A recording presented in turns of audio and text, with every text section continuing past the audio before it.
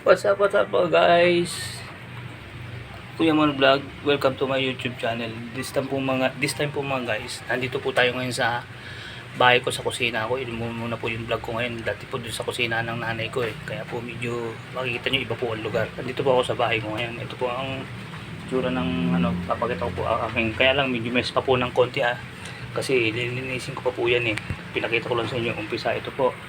Yan ang unang gagawin ko. Aayusin ko yung lababo ko. Pag natapos yan, papakita ko sa inyo yung itsura. Ayan, nakita nyo po, di ba?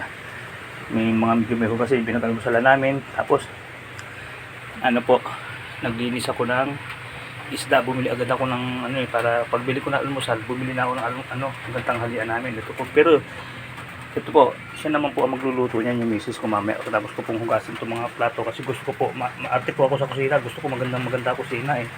Yan po, nakita niyo po, di ba? Mamaya makikita niyo po mamaya. Mess pa po, mess pa po siya, hindi pa po naayos yan eh.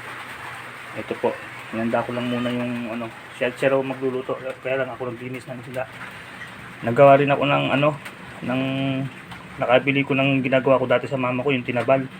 Pagpunta ko ng Talipapa kasi bumili ko ng pandesal almusal namin, sinabay ko na yung pagtanghalian namin. Ito po, meron din mama, nakabili rin ako rito ng tamban, di ba? Meron dito sa Talipapa, meron din pala, pareho din pala, may kaliskis pa o bumili ko ng kalating kilo lang binili ko kasi tatlo lang kami ng anak ko eh. Pag dyan kasi 1 kilo binibili ko, ayan binabad ko rin, nagtabal din ako para mamaya pag pinirito ko medyo malasa na siya. Ayan, ganyan po eh.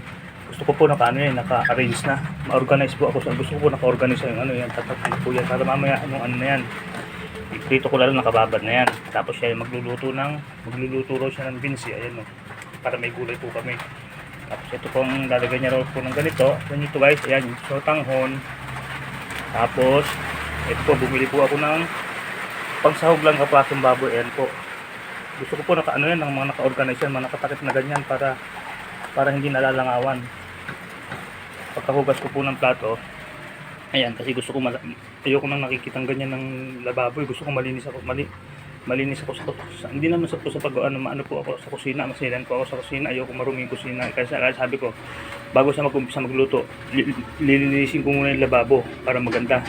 Tapos ito po mga pinagtanggalan ko ng hasang at ulo ng tinatanggal ko na po yung ulo ng tambal, pinuputol ko na. Ayan po, papaksyo ko naman yan, lalagyan ko ng suka, konting asin, ipapaulam ko naman dun sa dalawang aso ko. Ayan po,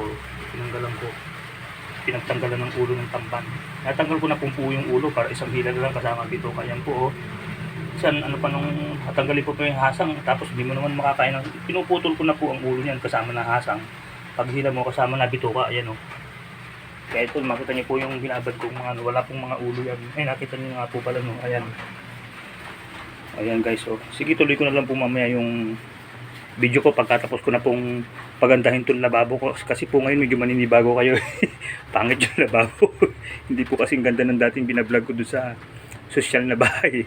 Ito po yung bahay ko po, kusina ko. Ayan, medyo simple lang po siyempre ganun lang talaga ayan po.